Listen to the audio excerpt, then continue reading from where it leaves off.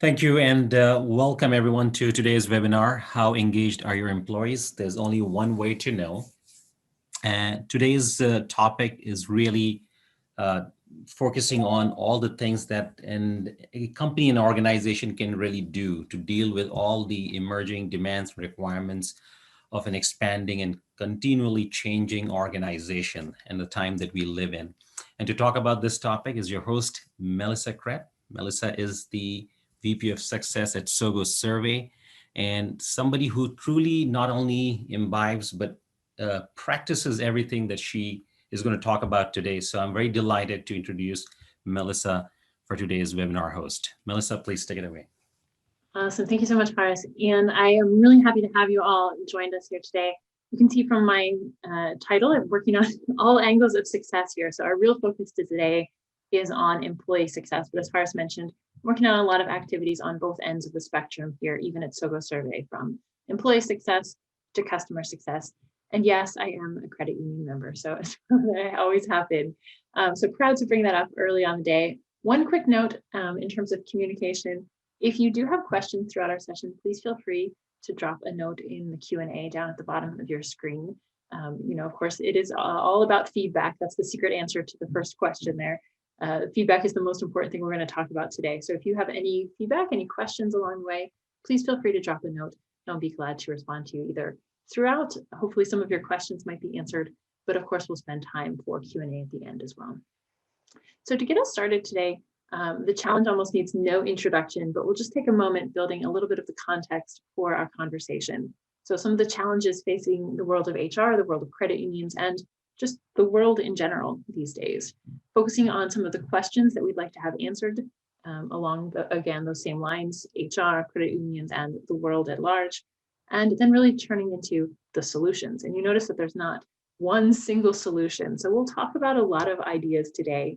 But rather than just the one size fits all kind of solution, I really want you to think about the toolbox that we're using. So we're going to talk about multiple tools going into that toolbox. Any of these are great, like standalone options. They can all be used together as well. And many of you might be doing some of these things at this point already. So really excited to bring up this sort of toolbox concept, because we know there's, again, no one size fits all solution, but there are a significant number of challenges to deal with. So let's get a little bit into that context before we focus on the solution side of things. Most of these, again, of course, need no introduction. COVID-19 has been a widespread challenge for any number of industries, any number of different individuals, just the health and all of the other aspects incorporated down below. And we really get to some of the things that have the biggest impact on credit unions and employees in credit unions. We're talking a lot about that member experience, delivering that good member experience. We want that continuity of service for our members while we are all dealing with I would love to say it was work-life balance, but we're really dealing with imbalance in our own lives. So going to remote operations or hybrid or full-time remote, being able to figure out how many things can be done remotely. How do we interact with people, members as well as colleagues as well, knowing that one of the highlights or one of the hallmarks of the credit unions as an industry, as an organization, groups type, is really that accessibility, is really being a member of the community, being part of something. And that's definitely decreased when you have that disconnect between, a physical disconnect, of course, because of location. And you certainly don't want it to become a more permanent disconnect where members don't feel that they have that relationship. We know that's all about increased competition. Everyone's tightening their belts, checking their bottom line, all of the numeric things that are really important to us in, of course, financial services, but just in HR in general. We know a lot of those pieces can have a huge impact on the employee experience. And so if that gets a little bit too sort of touchy-feely and we want everyone to feel warm and fuzzy, we know that's not the goal, but we know that this is a significant challenge. So when we see these numbers, see 70% saying it's the most stressful year of their lives around the globe. If you are a member of SHRM or any other professional organization, you get lots of these highlights as well too, reminding you people are stressed out, people are burnt out, people who are working from home have no balance in their lives, or people who are not working from home feel somehow stressed sometimes that they're put in these difficult situations personally and professionally as well. And so the challenges here, again, do not need to be overstated, but it's not just sort of wishy-washy stuff. There are huge impacts on all of these challenges that we're seeing. And that's what we know all of us in the HR industry are concerned about as well. So that is clearly why we're here. So the challenge from there is to take the next step, the question, how can we help? What can we do to be of service? And of course, from a business point of view, how does the employee experience impact the member experience as well? So when you start to think about the answers to the questions that are posed by all of those challenges, just a few to highlight, these are the key questions that you're thinking about. I think about every day as well. The challenges that people face. I think some of our challenges are obvious. Some of our challenges are shared, but we don't always know what else is going on behind the scenes. A delayed move or promotion or marriage or any number of life events people have that are going on sort of beyond the scope of our normal consideration or conversation. So sometimes we just have no idea what's going on beneath that surface. And yet the expectation is to continue to perform, to continue to be successful and serve each other as well as our members as well. Engagement, that's the big thing. What does that look like? How can you possibly be engaged in anything on top of real life these days? And then finally, that impact. What impact do we have on our colleagues? Do we have on our members? All of those people around us, the impact that we have on our families as well, too, the people who encounter us on a daily basis. So that challenge too, and I highlight the point of this impact on colleagues, but also impact on members. We know that organizations that are highly engaged have a much higher ROI. That's 140% in earnings per share for these organizations. Gallup number is pretty good, pretty significant number. Of course, I could just pepper you with data here, but you live this story every single day. You know that the kind of experience that you have, personally impacts the experience that you have with your colleagues, if you're providing good service for them or not, and if you're providing good service for your members or not. You start to think about the kinds of situations that we're dealing with, that responsiveness, that question, if you order, I won't mention any name brands, but if you use any apps to get food delivery or groceries or anything like that, responsiveness, timeliness, all of those things are key metrics that we're used to dealing with in real life as humans. So as humans, we want to see that responsiveness. We want to see the same responsiveness from our colleagues, either from HR specifically or from other departments as well too. So that that pressure to perform, to provide really great service everywhere is something that has a huge impact on our work, our lives, and our balance as well. So talking about here again, coming back to this concept of the toolbox, the one that we want to start with is communication. So communication here I'm using in reference to the pulse check. So employee pulse check, and this is something that some of you may already be doing, is exactly what it sounds like, checking in with employee pulse. No, so just like a pulse, of course, if you're healthy, your pulse is quite regular. So one of the hallmarks of that employee pulse check is that it is daily or weekly or monthly. So for example, at SoGoSurvey, we started doing this a year ago. So clearly time is passing. We started off doing this on a weekly basis. Now we do it on a bi-weekly basis. Whatever the system is, that is the place to start. Figure out how frequently do you want to check in with your team members. Being able to measure and analyze the results that you get from them in a systematic basis rather than that ad hoc, how's it going, which is also important. And then use that information in a proactive way to be able to help make predictions and to take action on the information that you're learning. So here, what do I mean by employee pulse? This could be something that you're doing already. It could be something that you think, this is the one thing I want to start. Either way, so we're all on the same page. The idea of an employee pulse check is saying, here I have a key metric question, and I want to track the success of this question or our level with this satisfaction, our level with this question over time. So it could be, how satisfied are you with your work? The question that we ask internally here is literally, how's it going for you? How's life? So you have the options here. Seems a little bit elementary, but between terrible and amazing, that's pretty straight out. That's the key thing that I want to know about my colleagues. How are you doing? We all know that if this comes up in a conversation, sometimes people will tell you every single thing that's going on with them. And sometimes people will just say, it's okay, it's fine. But giving people the opportunity to share this in a regular pulse check gives you the chance to figure out over time, How is it going? Like, what are the trends that we're seeing? So unfortunately, as you can see in this one, an example, sometimes it goes down.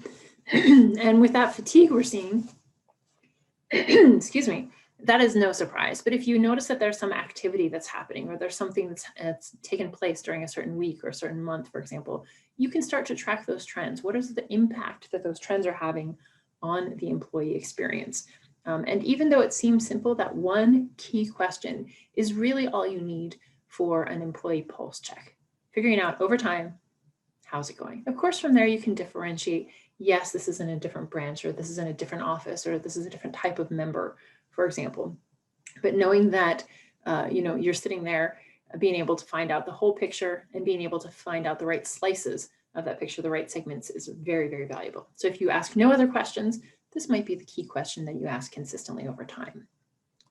Beyond that, though, with the slightly more colorful slides here, figuring out what else would you like to know? So we have a little bit of a push-pull on this one. So being able to push and say, here's a suggestion, or are you trying any of these suggestions? Or to pull, to collect a little bit of information. So how would you rate your stress level? Which of these challenges are you dealing with? How well do you think we share our values? Down to the bottom here, which of the following have you tried? Giving proactive suggestions. And we know, I can tell you that we share our results here internally as part of our monthly internal newsletter. And that idea of having that shared activity, it's the same that everyone wants to be able to see, oh, what did you get? How do you feel? What are you doing to deal with these situations? It builds that sense of shared community. So in addition to having the conversation, you're also building that collection. You're identifying, okay, what are people talking about? What's the sentiment? What are the trends that we're noticing here in the conversation? And sometimes using it to build resources. Your colleagues suggest the following tools in your mental health first aid kit, or your colleagues suggest, here's this week's playlist, for example. So bringing all of these pieces together, it gives you a little bit more color. It gives you a little bit more of that picture of what's going on top of that key metric question. But at a base level, an employee pulse check is something that you could launch tomorrow if you were ready to go for that. So you basically figure out what your key question is, set it up, schedule it, and have it go out every week, every month, the schedule of your choice. I won't say set it and forget it, because obviously the goal is that you're going to look at those results as they come in, find out what people are saying, check those trends. But it's an extremely valuable way to be able to keep track of what's going on, in real time in the course of, the work day, the work month, the quarter, et cetera. So that's the first one, employee pulse check, in that ongoing communication. The second piece here is engagement. So engagement has to do with understanding. How do we know a little bit more in depth what's going on with our colleagues? And so engagement is, I have a little smiley face here too, but engagement is a lot more than just a smiley face. There's a lot that goes into that concept of engagement, which we'll talk about here in a moment, as well as the key drivers here, which we'll also talk about, those variables that have an impact on engagement as well. So engagement, to start with here, we're talking about not just how's it going, which again is a great question for its purpose, but engagement is really that deeper measure of a person's connectedness, or the value that they place on the work that they do. So here you see those core questions are things like, I'm proud to work for this organization, I'm motivated, I see professional growth, all of those pieces. Those are the key pieces of an engagement study. So engagement questions, key drivers, and some demographics. But this part is the core. This is what's going to tell you, how engaged are your employees? Again, you can't just say, so are you engaged, or how engaged are you? It's not something that necessarily can be measured in the same way as like a single question on a metric, on a pulse check, but it's a lot more in depth. And the other piece that makes an engagement study more in depth is that idea of key drivers. So key drivers are those other variables, the things that are happening through the course of, a day or a month or a season, whatever, things that are happening in that person's experience that impact their level of engagement. So here we're talking about the kinds of things like, you can see on the bottom right hand, the organization recognizes employees for their quality work and accomplishments. And you can see too, like, of course, that's a variable that's going to have an impact on someone's engagement. Do you feel recognized? Do you feel appreciated? All of those pieces. And so the challenge here is to figure out, I know that that's important, but how important is it? We see all the time that people are collecting results and they don't know what to do with the data. They say, oh, this is very low in this category. People are really dissatisfied with the lighting in the office, for example. Okay, well, that is a challenge. And if it's something that we need to address, that's fine. But the question is, what kind of impact does that actually have on engagement? Is it important to fix the lighting? Probably.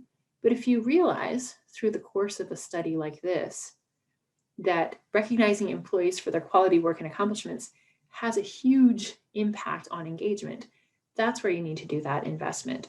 So the challenge here, the research language, correlation to engagement, simply means that if it's a low score, but it has a high correlation to engagement, we know this means that if you take action on this and make it better, it will improve engagement. And so that's a key piece of that conversation, is figuring out, we all have limited resources and we all have limited time.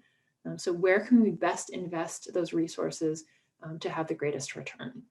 So the idea of this engagement study, again, is figuring out, bringing those pieces together. So maybe this is once a year, twice a year max, because this is an in-depth conversation to be able to say to your colleagues, what is it that it's, first of all, how engaged are you with those series of questions? And then from there, what is it that we could do to make things better, to make life better for you and make you feel more engaged? So bringing those pieces together, that's the idea of what we'd like to see in a report. We'd like to see that overall dashboard. We'd like to be able to see, last month we were at this level, this month we're at this level. And here, just to come back to that same thing, I would like to have a report that shows me these highlighted in red. These are the things that you can do. This is your to-do list of action items that will help you to figure out, where you can have the greatest impact. Again, it's great to fix the lighting as well too. I won't say anything about that, but knowing the impact of all of your actions is a really great decision maker in helping you figure out where to invest your time and resources. So again, engagement, that's something that's coming on over time, but it's something that is a deeper dive. So it might be once a year, twice a year max, something like that. Still not extremely long, but a little bit more in depth, so you figure out what's going on beyond just the surface level, how's it going question of a pulse check. And then the third piece to highlight today is that idea of being connected, staying always on. So in between all of these other pieces, what's happening? We always want our employees, we want our colleagues to be able to receive that high level of service that they've come to expect from, their experience in the real world as consumers. If you can get a great response from, Uber or Lyft or anywhere else that you're ordering from, or Amazon or any other name brands that you're used to thinking of, in terms of reliability, perhaps, you want to be able to get that same level of responsiveness from things internally, things that are really important to your life. So those questions that are about things like, what's happening with my paycheck? What's going on with my benefits? Has something changed in our IT services as well too? A lot of people connecting very differently, but wanting to remain secure. Of course, those are all really important priorities. So that idea of responsiveness becomes extremely important as we spend more and more time remote. And of course, the follow-up, just because you can reach out to someone, if they never follow up with you, you have that impression, you have that feeling that your request has just gone into a black hole. And that is a terrible situation for anyone, of course, anyone full stop, but anyone in the HR field, especially, to have that sensation that they have not been able to follow through with someone. So the idea of Connect is put together by multiple pieces. We know that employee experience is an ongoing experience. It's a real thing, and it's more than just a one-off effort because of those things that I've already mentioned. People have feedback around the clock, especially as people are working at more irregular hours based on life as we know it now. What happens in between all of those pieces at those strange hours, we always love to be able to say, hey, you can stop by anytime, give me a call, whatever you need, anytime. And that sort of stereotypical open door policy is great. However, remotely, it looks totally different. I'd be very surprised if someone showed up at my house and said, well, you said you had an open door policy, but I still want people to have that feeling that they can reach out anytime to share things. And also, too, to decide if there's things that they want to share confidentially. It's very different if I had a literal physical suggestion box, for example, sitting outside my office door. someone could drop in a piece of paper and I would never know who it was perhaps, but remotely, if they leave a voicemail, if they sent me an email, anything like this, I'm going to know exactly who it is. So there can be that challenge sometimes where you might feel that you're not getting that honest feedback just because of kind of digital signature that's coming with it these days as well.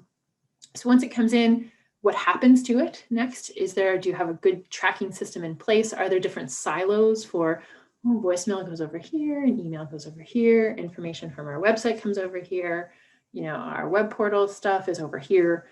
We often see that conversation that like it comes in, but I don't know what happens to it, which makes the other two pieces here a challenge.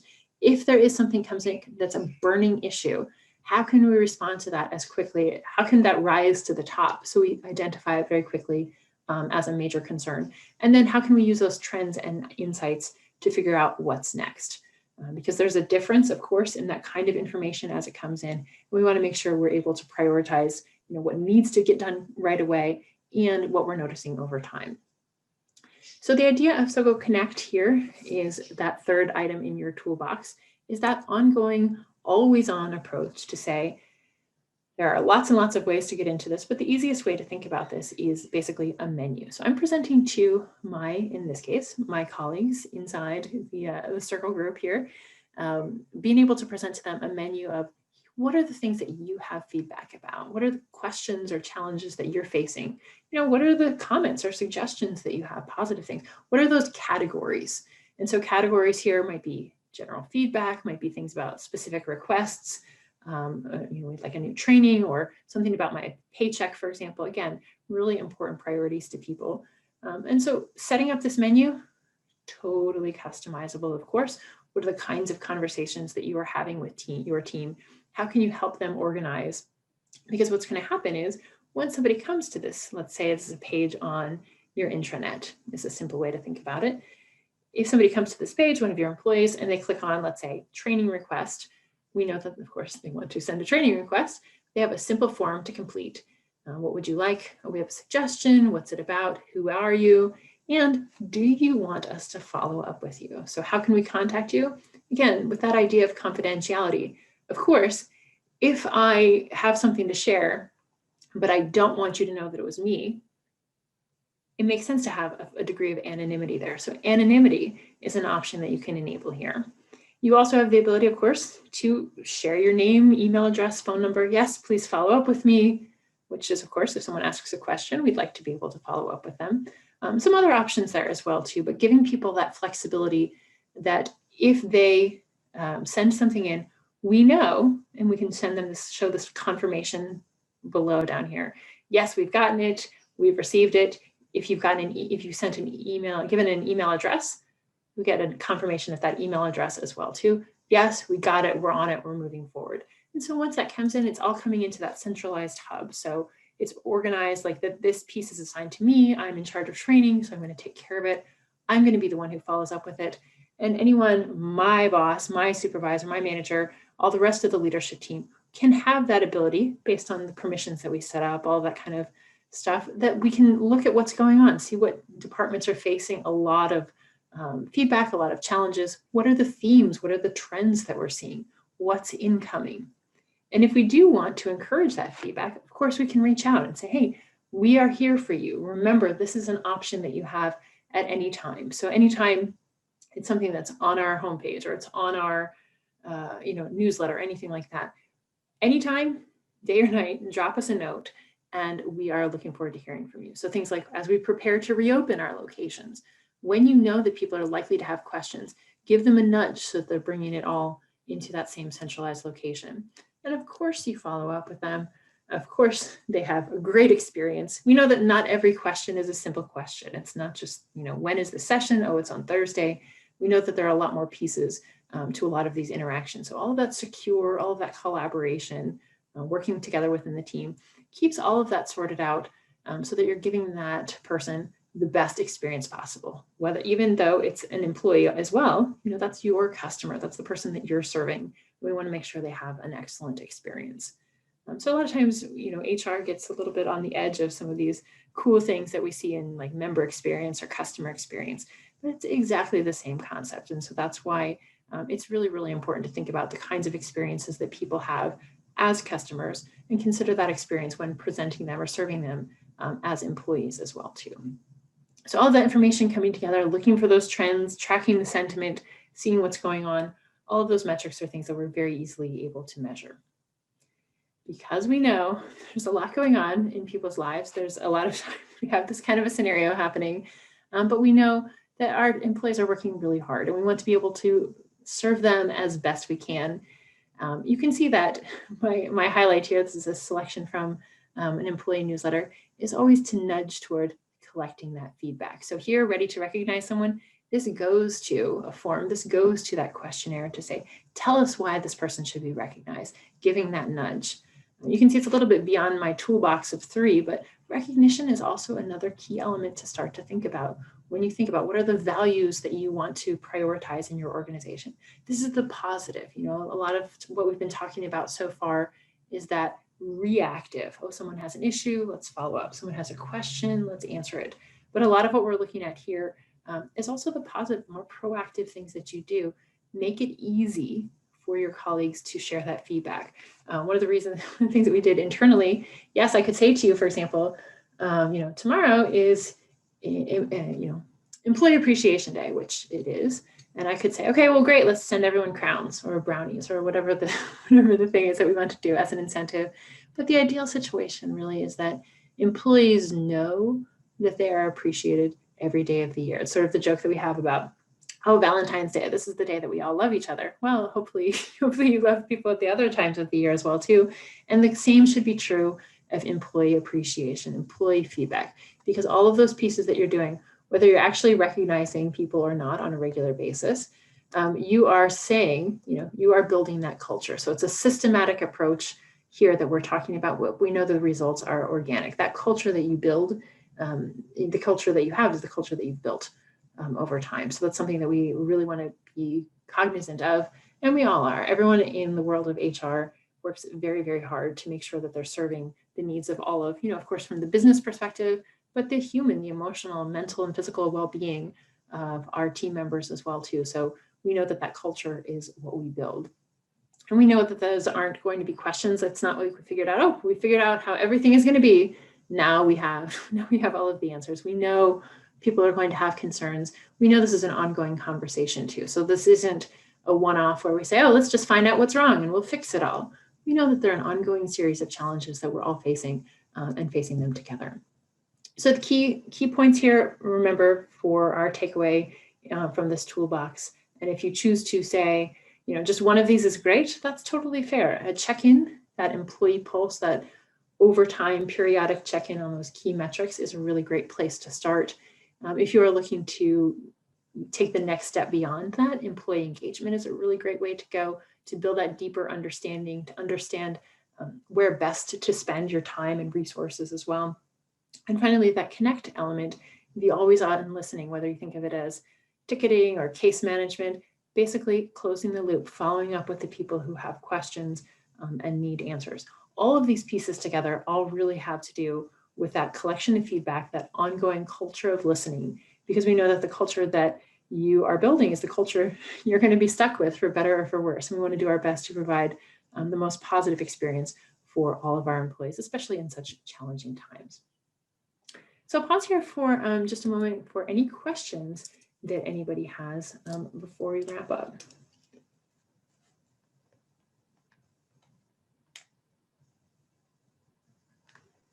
I do have a couple questions here that have come in. One is basically where to start, which is a really great question. I think the idea here, I have a little bonus slide here, the idea of where to start can seem really overwhelming, that there's a lot of different pieces. Really the challenge is, what do you want to prioritize? Do you want to prioritize that deep dive? Are you ready for that deep conversation? That's a totally fine place to start. It's very fair to start with an employee engagement study to say, look, we're putting forth this effort, we want to deep dive and understand, and then come forward with some other elements of that toolbox as well to say, okay, well, now following up on this, we're going to do employee pulse or connect. It's also totally fair to just do one piece of them, to say, like, look, we're going to use this connect option to say, on an ongoing basis, we're always here. No matter what you need, we're always here. So I think identifying what those goals are really helps to figure out the best place to start, but really a candid conversation with the HR team and the leaders in your organization is definitely the right place to start there. The other question that I have here is, how often should you do a pulse check to make it effective? So effective is kind of a funny word, because anytime you're doing a pulse check, unless you're, I don't know how you would possibly do it wrong, but the fact that you're reaching out on a periodic, regular basis is one of the best things that you can do. People know that you are making the effort. If you are showing that data, sharing that data, using it, communicating it with not only leaders in the organization, but also real people, general people in the organization as well, too, letting them know this is what other people think, or this is what other people are trying. I think that it's a no lose situation to be able to get started. So I think daily is pretty intense. Weekly is probably where I would start. Weekly, bi-weekly, monthly is almost too far away, but weekly or bi-weekly to me are sort of the target intervals.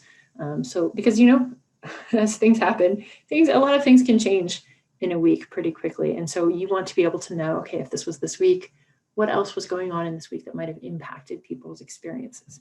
But again, this is something that you can set up, keep it going over time. Once you figure out what that schedule is, again, a week, every other week is probably where I would go. So take another moment for any other questions that might be coming to mind as we wrap up. But other than that, I will really say thank you so much for all of you joining today. I really appreciate it. It has been a pleasure connecting with you, and we will look forward to being in touch down the road. So thanks so much for your time. Best wishes and take care.